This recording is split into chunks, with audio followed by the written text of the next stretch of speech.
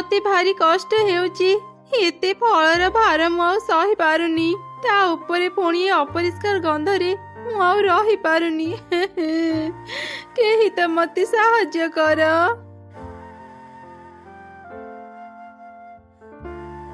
माँ ए सब मते कौन खाइबा को देउछ? तुमे कौन जानी ना मते एमिति सुखिला भात खाइबा को भल लागेनी। ओहो माँ एते जिद काई करूछु कहिलु? मो कौन तते सब दिन ए खाइबा दिए? आज दिनटा कष्ट करी टिके खाइबा खाई देई था। नाई माँ मु ए सब खाइबिनी। मते मीठा फल खाइबा को भारी इच्छा होची। मते मीठा मीठा फल आनी दियो ना माँ। मु एबे मीठा फल कोठी पाइबी कहिलु? ने माँ आज दिनटे खाइबा खाई देई था। मु काली जेमिति भी हो खोजी की तो पाई मीठा फल आनी देबी। ना ना ना मु ए खाइबा खाइबिनी। मते एबे ही मीठा फल आनी दिया।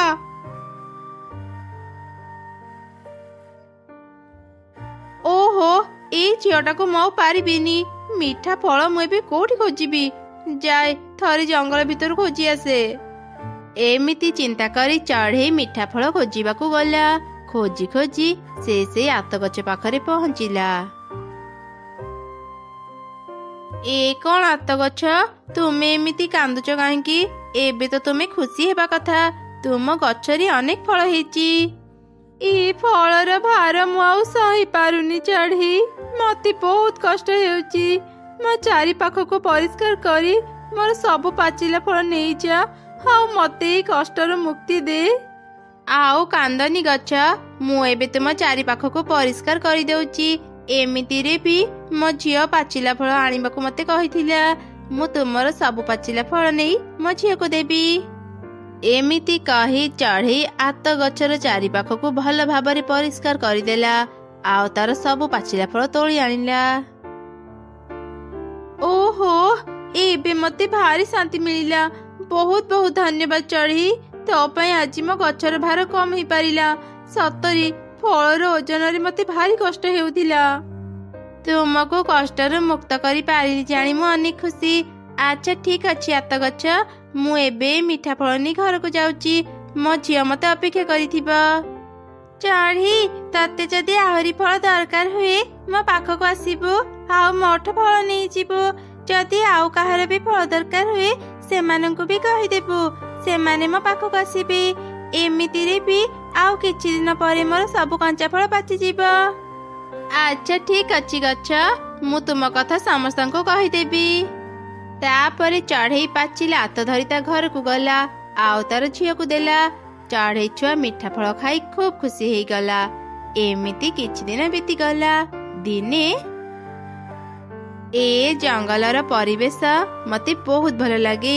अनेक दिन परे एठाको आसी मो मन भल हेई गला।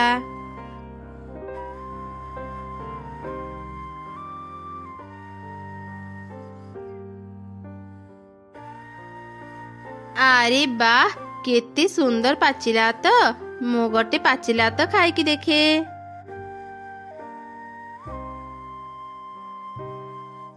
वाह वाह कि स्वादिष्ट पाचिला तो।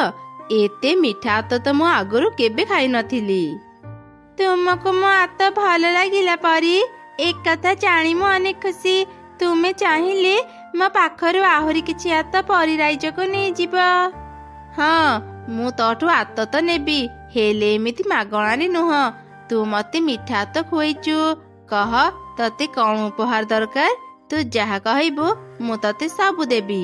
सत कहूच परी। तेबे मोर सब फल को सुना कर दिया। मो गछरे सुना फल फलिले मु अनेक सुंदर देखा जीबी।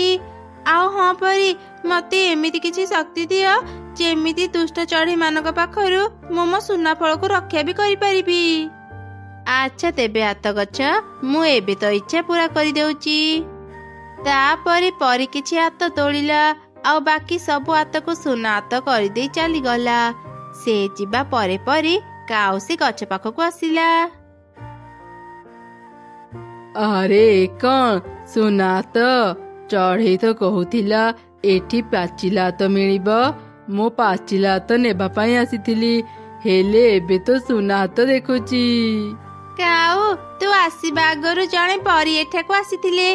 ସେ ମୋର ପାଚିଲା ହାତ ଖାଇ ବାକି ସବୁ ହାତକୁ ସୁନାର ହାତ କରିଦେଇଛନ୍ତି।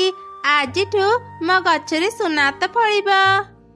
ଏଇଟା ତ ବହୁତ ଭଲ କଥା। ଏବେ ଆମ ଜଙ୍ଗଲର ସବୁ ପଶୁପକ୍ଷୀ ସୁନା ହାତ ବିକ୍ରି କରି ଅନେକ ଧନୀ ହେଇପାରିବେ। ମୁଁ ଆସିଥିଲି ପାଚିଲା ହାତ ଖାଇବା ପାଇଁ, ହେଲେ ଏମିତି ସୁନା ହାତ ପାଇଯିବି ଭାବିନଥିଲି।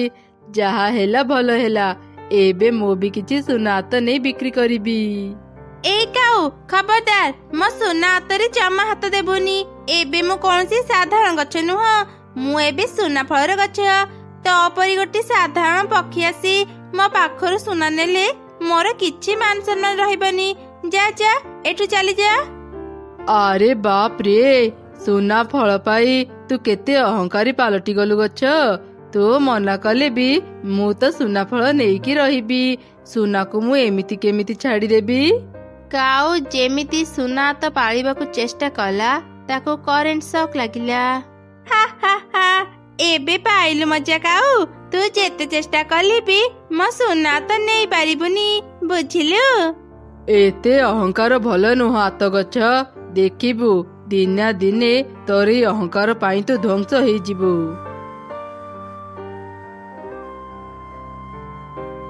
ଯା ଯା, ତା ପରି ଗୋଟେ ସାଧାରଣ ପକ୍ଷୀର କଥାରେ ମୋର କିଛି କ୍ଷତି ହେବନି।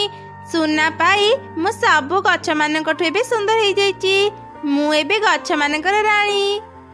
ସେଦିନ ପରଠାରୁ ଆତ ଗଛ ବହୁତ ଅହଙ୍କାରୀ ପାଲଟି ଗଲା। ସେ କାହାକୁ ବି ତା ସୁନା ହାତ ଦେଉନଥିଲା। ଚଢ଼େଇ ମାନଙ୍କ ସହ ସେ ବହୁତ ଖରାପ ବ୍ୟବହାର କରୁଥିଲା।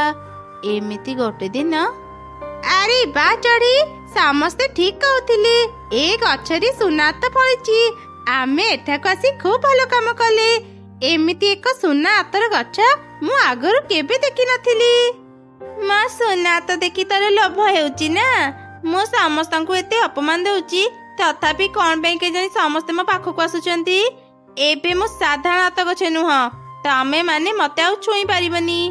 ଏ କଣ ହାତ ଗଛ, ତୁମେ ଏମିତି ଅହଙ୍କାର କଥା କାହିଁକି କହୁଛ? ଆମେ ଅନେକ ବିପଦରେ ପଡି ତୁମ ପାଖକୁ ଆସିଛୁ। ତୁମେ ଯେତେବେଳେ ସୁନା ହାତ ଦେଇପାରୁଛ, ତାକୁ ଭଲ କାମରେ ଲଗାଅ। ତୁମେ ଯଦି ଆମକୁ ସୁନା ହାତ ଦେଇ ସାହାଯ୍ୟ କରିବ, ଆମେ ବି ତୁମ ଚାରି ପାଖକୁ ପରିଷ୍କାର କରିବୁ ଆଉ ତୁମର ଯତ୍ନ ନେବୁ। ଚୁପ୍ କର ଚଢ଼େଇ, ତମ ମାନଙ୍କର ସେବା ଯତ୍ନ ମୋର ଆଉ ଦରକାର ନାହିଁ। ତମେ ମାନେ କଣ ଭାବିଛ ଏମିତି ଲୋଭ ଦେଖେଇ ମୋ ସୁନା ହାତ ନେଇଯିବ? ମୁଁ ତମ ମାନଙ୍କୁ ମୋର ଗୋଟେ ବି ସୁନା ହାତ ଦେବିନି। ମୋ ଗଛରେ ସୁନା ହାତ ହେଇଥିବାରୁ ମୁଁ କେତେ ସୁନ୍ଦର ଦେଖା ଯାଉଛି, ଆଉ ତମେ ମାନେ ମୋ ସୁନା ହାତ ନେଇ ମୋ ସୁନ୍ଦରତା ନଷ୍ଟ କରିବାକୁ ଚାହୁଁଛ? ତା ମୁଁ କେବେ ହେବାକୁ ଦେବିନି। ଚାଲିଯାଅ ଏଠୁ। ଆତ ଗଛର ଏପରି ଅହଙ୍କାର କଥା ଶୁଣି ଚଢ଼େଇ ମାନେ ସେଠାରୁ ଚାଲିଗଲେ। ତାର ଖରାପ ବ୍ୟବହାର ପାଇଁ କେହି ବି ତା ପାଖକୁ ଆସୁନଥିଲେ। ଏମିତି ଦିନ ବିତି ଚାଲିଲା। ଦିନେ ହଠାତ୍ ବର୍ଷା ପବନ ଆରମ୍ଭ ହେଇଗଲା। ପବନର ବେଗ ଏତେ ଥିଲା ଯେ ଆତ ଗଛ ଗୋଟେ ପଟକୁ ଢଳିଗଲା। ବଞ୍ଚାଅ, ମତେ କେହି ବଞ୍ଚାଅ। କଣ ପାଇଁ ଯେ ମୋ ପରୀଙ୍କୁ ସୁନା ହାତ ମାଗୁଥିଲି? ସୁନା ଭାରରେ ମୁଁ ଏବେ ସିଧା ହେଇପାରୁନି। ମୋ ଅହଙ୍କାର ମତେ ଆଜି ଶେଷ କରିଦେଲା। ମୁଁ ଯଦି ପକ୍ଷୀ ମାନଙ୍କୁ ସାହାଯ୍ୟ କରିଥାନ୍ତି, ସେମାନେ ଆଜି ମୋ ପାଖକୁ ଆସି ମତେ ବି ସାହାଯ୍ୟ କରିଥାନ୍ତେ। ଏବେ ମୁଁ କେମିତି ବଞ୍ଚିବି? ଏମିତି ଆତ ଗଛ କାନ୍ଦୁଥିଲା, ହେଲେ କେହି ବି ତାକୁ ସାହାଯ୍ୟ କରିବାକୁ ଆସିଲେନି। ସୁନା ଆତର ଭାର ସହି ନ ପାରି ଆତ ଗଛ ପୁରାପୁରି ଉପୁଡିଗଲା। ଏମିତି ସେ ଅହଙ୍କାରୀ ଆତ ଗଛର ଅନ୍ତ ହେଲା।